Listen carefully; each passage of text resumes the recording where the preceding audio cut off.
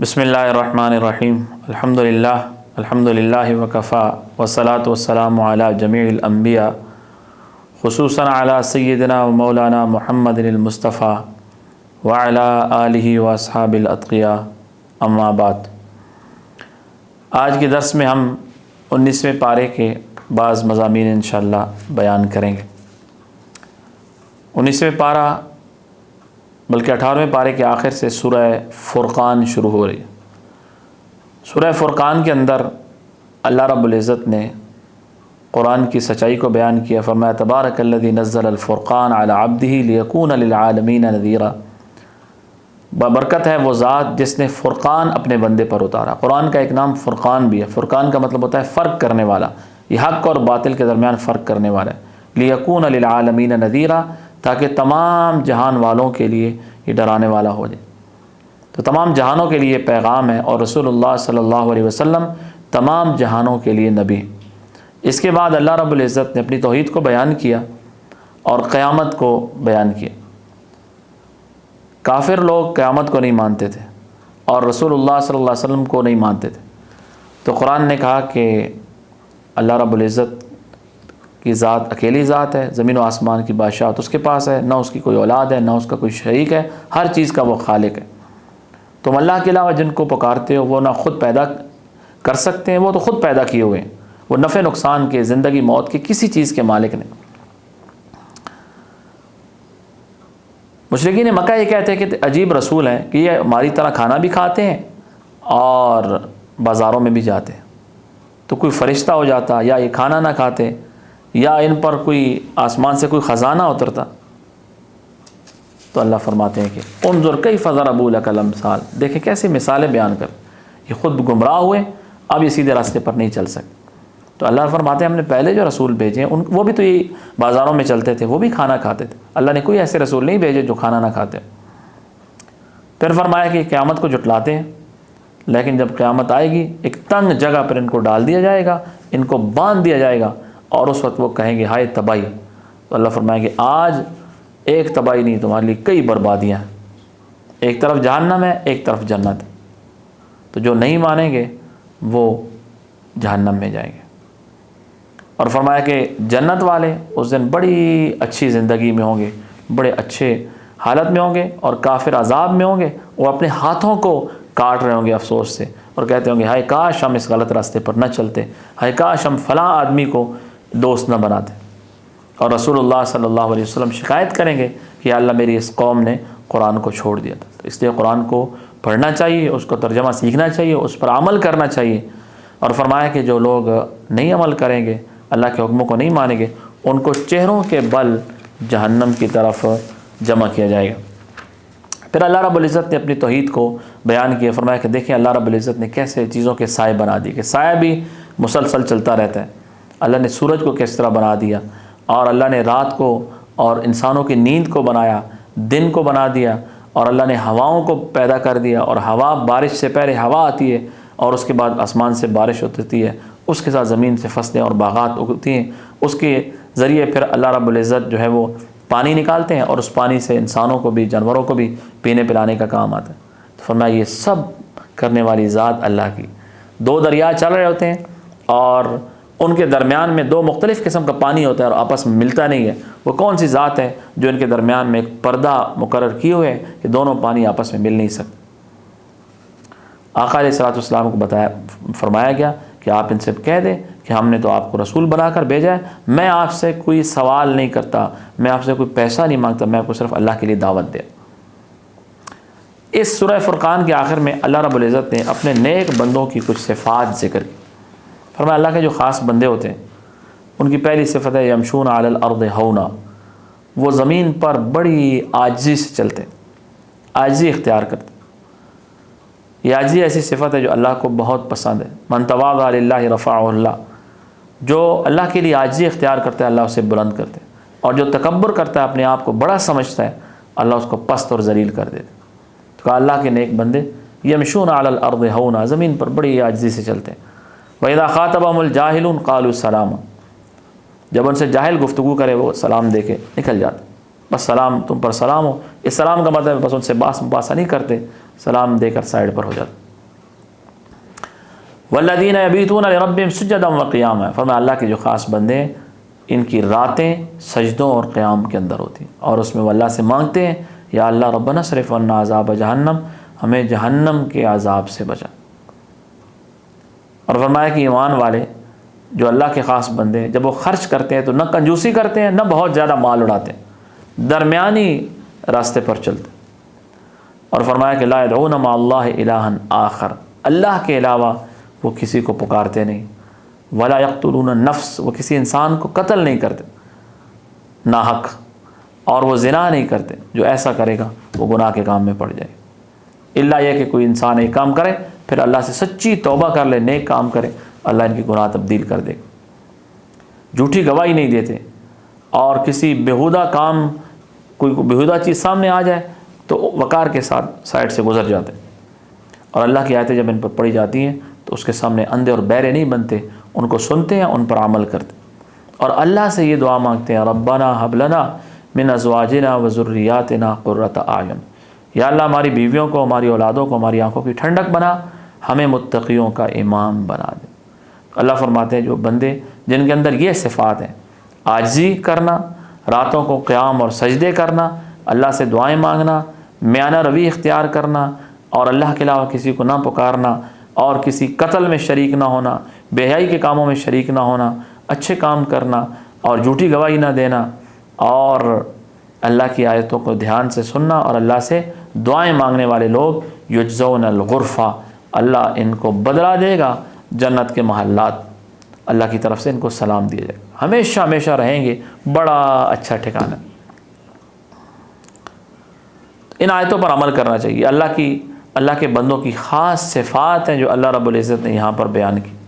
ان میں یہ دعا بڑی زبردست دعا ہے جو اپنی اولاد کے لیے، بیوی بچوں کے لیے، ربنا هب لنا من ازواجنا وذریاتنا قرۃ اعین وجعلنا للمتقین اماما، یا اللہ ہماری ازواج کو، ازواج میاں بیوی دونوں کو کہتے ہیں، اگر عورت پڑھے گی تو خامند مراد ہوگا، خامند پڑھے گا تو بیوی مراد ہوگی، یا اللہ ہماری ازواج کو اور ہماری اولادوں کو ہماری آنکھوں کی ٹھنڈک بنا اور ہمیں متقیوں کا پیشوا بنا۔ تو ربنا هب لنا من ازواجنا وذریاتنا قرۃ اعین وجعلنا للمتقین اماما، یہ بڑی زبردست دعا ہے، اس کو مانگنا چاہیے۔ نماز کے آخر میں جب ہم بیٹھتے ہیں مختلف دعائیں مانگتے ہیں تو اس دعا کا بھی خاص طور پر اہتمام کرنا چاہیے۔ 19ویں پارے کی جو دوسری صورت ہے یہ سورہ شعراء ہے۔ اس کے اندر اللہ رب العزت نے بڑی تفصیل کے ساتھ مختلف انبیاء کرام کے واقعات بیان کیے۔ سب سے پہلے فرمایا کہ یہ قرآن اللہ نے اتارا ہے، اور اس کے بعد موسیٰ علیہ السلام کا واقعہ تفصیل سے، جادوگروں والا واقعہ اور فرعون کے دربار میں جا کر ان کا دعوت دینا، یہ اللہ رب العزت نے بیان کیا، اور آخر میں فرعون کا غرق ہونا جو پہلے بھی کئی دروس میں بیان ہو چکا ہے، وہ یہاں پر دوبارہ اللہ نے بیان فرمایا۔ اس کے بعد ابراہیم علیہ السلام کا واقعہ اور ان کی جو دعوت ہے وہ بیان کی۔ ابراہیم علیہ السلام کی جو دعوت کے کچھ الفاظ وہ یہاں پر نئے ہیں۔ ابراہیم علیہ السلام نے اپنے باپ اور قوم کو کہا کہ تم کس کی عبادت کرتے ہیں؟ انہوں نے کہا نعبد اصناما، ہم تو بتوں کی عبادت کرتے ہیں۔ تو ابراہیم علیہ السلام نے کہا هل یسمعونکم، یہ سنتے ہیں، اور ینفعونکم، نفع دیتے ہیں، اور یضرونکم، نقصان دیتے ہیں؟ تو انہوں نے کہا کہ باپ دادا ایسا کرتے تھے، ہم بھی ایسا کرتے ہیں۔ تو ابراہیم علیہ السلام نے فرمایا کہ یہ تم سب میرے دشمن ہو، تم بھی اور یہ تمہارے بت بھی میرے دشمن ہیں۔ میرا رب رب العالمین ہے، مجھے اللہ نے پیدا کیا، مجھے ہدایت اللہ نے دی، مجھے کھانا اللہ دیتا ہے، مجھے پانی اللہ دیتا ہے، جب میں بیمار ہوتا ہوں شفا اللہ دیتا ہے، مجھے موت اللہ دے گا، مجھے زندہ اللہ کرے گا، اور مجھے امید ہے کہ اللہ مجھے معاف کرے گا۔ یہ اللہ کے پیغمبر کا عقیدہ جو یہاں پر بیان کیا گیا، ہر مسلمان کا عقیدہ ہونا چاہیے کہ میری زندگی اور موت کا خالق اللہ ہے، مجھے رزق اللہ دیتا ہے، مجھے کھانا اللہ دیتا ہے، مجھے پانی اللہ دیتا ہے، بیماری اللہ کی طرف سے آتی ہے، شفا اللہ کی طرف سے آتی ہے، موت اللہ کے قبضے میں ہے، زندگی اللہ کے قبضے میں، سب کام کرنے والی ذات اللہ کی ذات۔ تو انسان کے دل میں دنیا کا اور دنیا والوں کا ڈر ہی ختم ہو جاتا ہے کہ میری موت و حیات کا مالک تو اللہ ہے۔ ابراہیم علیہ السلام نے دعا کی کہ رب ہب لی حکما والحقنی بالصالحین، یا اللہ مجھے علم حکمت عطا فرما اور مجھے نیک لوگوں میں شامل فرما، اور پچھلے لوگوں میں میرا اچھا تذکرہ جاری کر دے اور مجھے جنت کا وارث بنا۔ شروع میں اپنے باپ کے لیے ابراہیم علیہ السلام نے دعا کی، بعد میں اللہ رب العزت نے منع فرما دی۔ پھر یہاں پر فرمایا کہ ابراہیم علیہ السلام نے کہ یا اللہ مجھے اس دن رسوا نہ کرنا جس دن لا ينفع مال ولا بنون، نہ مال نفع دے گا نہ اولاد نفع دے گی، الا من اتى اللہ بقلب سلیم، سوائے اس شخص کے جو اللہ کے پاس اچھا دل لے کر آ گیا۔ تو قیامت والے دن نہ مال کام آئے گا نہ اولاد کام آئے گی، صرف یہ ہے کہ انسان پاک صاف دل، وہ دل جس کے اندر اللہ کی محبت ہو، اللہ کے رسول کی محبت ہو، اور جس کے اندر صبر اور شکر اور اچھے جذبات ہوں، اور تکبر اور حسد اور کینہ اور بغض برے جذبات نہ ہو، پاک صاف دل لے کر اللہ کے پاس آ گیا، فرمایا وہ کامیاب ہے۔ جنت بھی آ جائے گی قریب، جہنم بھی سامنے آ جائے گی۔ اب جو لوگ اللہ کو نہیں مانیں گے اوندے منہ انہیں جہنم میں ڈال دیا جائے۔ اس کے بعد عدو علیہ السلام کا قصہ بیان کیا، کس طرح انہوں نے اپنی قوم کو دعوت دی اور کس طرح ان کے جو قوم تھی وہ غرق ہوئی۔ قوم عاد کا قصہ بیان کیا کہ حضرت ہود علیہ السلام نے ان کو دعوت دی اور وہ لوگ بڑے خوبصورت وہ عمارتیں بناتے تھے، اونچی اونچی عمارتیں بناتے تھے۔ قوم صالح جو تھی ان کا قصہ بیان کیا، قوم لوط کا قصہ بیان کیا، حضرت شعیب علیہ السلام کی قوم کا۔ یہ سارے وہ واقعات ہیں جو پیچھے سورہ ہود کے اندر بھی بیان کیے جا چکے ہیں، یہاں پر بھی اللہ رب العزت نے ان قصوں کو مختلف انداز سے دوبارہ بیان کیا۔ اس کے بعد اللہ رب العزت نے قرآن کی سچائی کو بیان کیا آخر میں، سورت کے آخر میں، وَإِنَّهُ لَتَنزِيلُ رَبِّ الْعَالَمِينَ، کہ اس قرآن کو اتارنے والی ذات رب العالمین کی ذات ہے، اور جبریل امین لے کر آئے ہیں، اور بلسان عربی مبین، عربی جو واضح زبان ہے اس میں اللہ نے اس کو اتارا ہے۔ تو اب مشرکین مکہ کہتے تھے کہ چونکہ پیغمبر تو عربی میں ہے لہذا ان کی اپنی زبان ہے، کسی اور زبان میں ہوتا قرآن پھر ہم مان جاتے۔ تو اللہ فرماتے ہیں کسی اور زبان میں ہوتا تو آپ کہتے پھر ہمیں سمجھ نہیں آتا، اگر سمجھ آتا پھر مانتے۔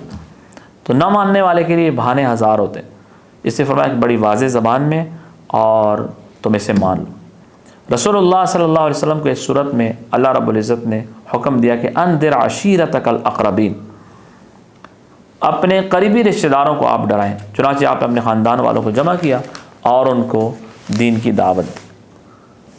مشرکین مکہ یہ قرآن کو شعر کہتے تھے، تو قرآن نے کہا کہ وَالشُّعَرَاءُ يَتَّبِعُهُمُ الْغَاوُونَ، شعراء کے پیچھے تو گمراہ لوگ لگتے ہیں، شعراء تو فرضی اور تخیلاتی باتیں کرتے ہیں۔ یہ تو ایک واضح اور کلام ہے، ایک صریح اللہ رب العزت کا پیغام ہے، وَمَا هُوَ بِقَوْلِ شاعر، شاعر کی بات نہیں۔ فرمایا کہ نہیں مانتے تو ان قریب پتہ چل جائے گا، جب اللہ کے سامنے جائیں گے نا پھر پتہ چل جائے گا کہ کیا اعمال لے کر آئیں۔ 19ویں پارے کی جو آخری صورت ہے سورہ نمل ہے، اس صورت کے اندر شروع میں اللہ رب العزت نے حضرت موسیٰ علیہ السلام کا قصہ جو سورۃ طٰہٰ کے اندر بیان ہوا ہے وہ بیان فرمایا، اور اس کے بعد حضرت داؤد علیہ السلام کا اور سلیمان علیہ السلام کا قصہ بیان فرمایا۔ فرمایا کہ ہم نے حضرت داؤد اور سلیمان دونوں کو علم عطا کیا تھا، انہوں نے اللہ کی تعریف کی، الحمدللہ الذی فضلنا علی کثیر من عبادہ المؤمنین۔ اللہ کے پیغمبر ان کو اللہ کی طرف سے جو چیز عطا ہوتی ہے وہ ہمیشہ اللہ کی تعریف کرتے ہیں، اس پر اللہ کا شکر ادا کرتے ہیں۔ فرمایا داؤد علیہ السلام کے وارث نبوت میں حضرت سلیمان علیہ السلام بنے، اور سلیمان علیہ السلام نے اللہ سے دعا کی تھی کہ رب ھب لی ملکا لا ینبغی لأحد من بعدی، یا اللہ مجھے ایسی بادشاہت عطا کر جو میرے بعد کسی کو نہ ہو۔ رسول اللہ صلی اللہ علیہ وسلم نے ایک حدیث میں ارشاد فرمایا کہ اللہ نے ہر نبی کو ایک خاص دعا کا حکم دیا کہ وہ دعا میں ضرور قبول کروں، تو ہر نبی نے وہ دعا مانگی۔ سلیمان علیہ السلام نے یہ دعا مانگی رب ھب لی ملکا لا ینبغی لأحد من بعدی، یا اللہ مجھے ایسی بادشاہت عطا کر جو میرے بعد بھی کسی کو نہ ملے۔ رسول اللہ صلی اللہ علیہ وسلم نے فرمایا کہ انی اختبأت دعوتی لامتی، قربان جائیے، آپ نے ارشاد فرمایا کہ میں نے وہ اپنی دعا اپنی امت کے لیے رکھ لی ہے کہ قیامت والے دن اپنی امت کی شفاعت کروں، صلی اللہ علیہ وسلم۔ تو آقا علیہ السلام کے بڑے احسانات ہیں ہم پر، زیادہ جتنا زیادہ ہو سکے آپ کی ذات اقدس پر درود پاک پڑھنا چاہیے۔ تو حضرت سلیمان علیہ السلام کی اللہ نے دعا قبول فرمائی، اللہ نے ان کو بادشاہت دی، انسانوں پر، جنات پر، پرندوں پر اور ہوا پر، ہر چیز پر۔ تو سلیمان علیہ السلام کا لشکر جا رہا تھا، آگے چیونٹیاں تھیں، تو ایک چیونٹی کی ملکہ تھی، اس نے دوسروں کو کہا کہ ادخلوا مساکنکم لا یحتمنکم سلیمان وجنود وہم لا یشعرون، کہ اپنے بلوں میں گھس جاؤ، سلیمان علیہ السلام کا لشکر آ رہا ہے، تمہیں پاؤں کے نیچے رون دے گا، انہیں پتہ بھی نہیں چلے گا۔ تو فتبسم ضاحکا من قولہ، ابراہیم سلیمان علیہ السلام نے اس چونٹی کی بات سن لی اور ہنسے مسکرائے اس پر، اور اللہ کا شکر ادا کیا کہ رب اوزعنی ان اشکر نعمتک التی انعمت علی وعلی والدی ونعمل صالحا ترضا وادخلنی برحمتک فی عبادک الصالحین۔ یہ دعا ہے جس کا کچھ حصہ آگے بھی ہے، یہ دعا 40 سال کی عمر میں بندے کو مانگنی چاہیے۔ رب اوزعنی ان اشکر نعمتک التی انعمت علی وعلی والدی وان اعمل صالحا ترضا واصلح لی فی ذریتی انی تبت الیک وانی من المسلمین۔ یہاں پر تھوڑے سے الفاظ مختلف ہیں، شروع والے الفاظ وہی۔ پھر دوسرا قصہ، سلیمان علیہ السلام نے پرندوں کی حاضری لی تو فرمایا ہدہد نظر نہیں آ رہا، کدھر گیا ہے؟ سخت سزا دوں گا، آج وہ غائب ہے، یا اسے ذبح کر دوں گا یا میرے پاس کوئی عذر لائے گا۔ تھوڑی دیر بعد ہدہد آ گیا اور اس نے کہا کہ اللہ کے پیغمبر، میں ایک ایسی خبر لایا ہوں جس کا آپ کو بھی پتہ نہیں۔ میں ایک ایسی اڑتے اڑتے ایک ایسی جگہ پر پہنچا جہاں ایک ملکہ ہے اور اس کی حکومت ہے اور لوگ اس کی بات مانتے ہیں، اور بڑی ناز و نعمت ہیں اس کے پاس، بہت اللہ کی نعمتیں، بڑا ایک تخت ہے اس کے پاس، اس پر وہ بیٹھتی ہے، اور وہ سورج کے پجاری ہیں۔ شیطان نے ان کے لیے ان کے اعمال مزین کر دیے اور ان کو سیدھے راستے سے روک لیا۔ تو سلیمان علیہ السلام نے فرمایا کہ میں دیکھتا ہوں کہ تو سچا ہے یا جھوٹا ہے، یہ میرا خط لے جا اور جا کر اس ملکہ کو دے۔ خط کیا تھا کہ انہو من سلیمان وانہو بسم اللہ الرحمن الرحیم، اللہ تعالی علیہ واتونی مسلمین، سرکشی نہ کرو اور مسلمان بن کے میرے پاس آ جاؤ۔ تو ہدہد نے جا کر وہ خط ملکہ کو بھیج دیا، پہنچا دیا ملکہ کے پاس۔ ملکہ نے خط پڑھا، ملکہ نے اپنے سب وزیروں کو جمع کیا، کہا کہ ایک بڑا خط آیا۔ سلیمان علیہ السلام نے ہدہد کو کہا تھا کہ دیکھنا یہ کیا کہتے ہیں۔ تو ان وزیروں نے، سرداروں نے کہا کہ نحن اولو قوہ، اس نے کہا تو مجھے بشر دو، یہ خط ہے، میں کیا کروں، کیا جواب دوں؟ انہوں نے کہا ہم بڑے طاقتور لوگ ہیں، سخت لڑائی کرتے ہیں، حکم دیں ہم لڑیں گے ان کے ساتھ۔ تو ملکہ بڑی سمجھدار تھی، اس نے کہا کہ بادشاہ جب کسی بستی میں جاتے ہیں نا، اس کو بالکل ختم کر دیتے، اس کے رہنے والوں کو ذلیل کر دیتے۔ میں تحفے تحائف بیچتی ہوں، دیکھتی ہوں ان کا کیا کرتے۔ چنانچہ وہ تحفے لے کر اس کے لوگ آئے۔ تو سلمان صاحب نے کہا کہ اللہ نے جو مجھے دیا وہ تمہارے ان تحفوں سے بہتر ہے، جاؤ اور میں لشکر لے کر آ رہا ہوں۔ آپ ادھر اس کو جواب پہنچا تو وہ ملکہ وہاں سے روانہ ہوگی۔ ادھر سلمان علیہ السلام کو پتہ چلا، سلمان علیہ السلام نے فرمایا کہ اس کے پہنچنے سے پہلے اس کا تخت جو ہے نا لے آؤ میرے پاس، کون لائے گا؟ تو ایک جن نے کہا کہ آپ کے اٹھنے سے پہلے یہاں پر مجلس برخاست ہونے سے پہلے میں لے آتا ہوں۔ ایک اور شخص نے کہا کہ میں آنکھ چپکنے سے پہلے لے آتا ہوں۔ چنانچہ وہ لے آیا، تخت وہاں پر آ گیا۔ تو جب وہ آئی تو تھوڑا سا اس میں تبدیلی کر دی گئی۔ تو جب پوچھا کہ اب یہ تیرا تخت ہے تو کہنے لگی کأنہ، اسی کی طرح کا ہے بالکل۔ چنانچہ پھر سلمان علیہ السلام نے کو دعوت دی اور وہ مسلمان ہوگی، تو اس نے کہا رب انی ظلمت نفسی واسلمت مع سلیمان للہ رب العالمین، کہ اللہ میں نے اپنی جان پر ظلم کیا تھا اور میں سلیمان کے رب پر ایمان لائے۔ آخر میں اللہ رب العزت نے اور لوط علیہ السلام کا قصہ بیان کیا، اور اس کے بعد یہاں پر 19واں پارہ جو ہے وہ ختم ہو گیا۔ تو دعا اللہ رب العزت ہم سب کو عمل کی توفیق عطا فرمائے۔ سبحان ربک رب العزت عما یصفون وسلام علی المرسلین والحمد للہ رب العالمین۔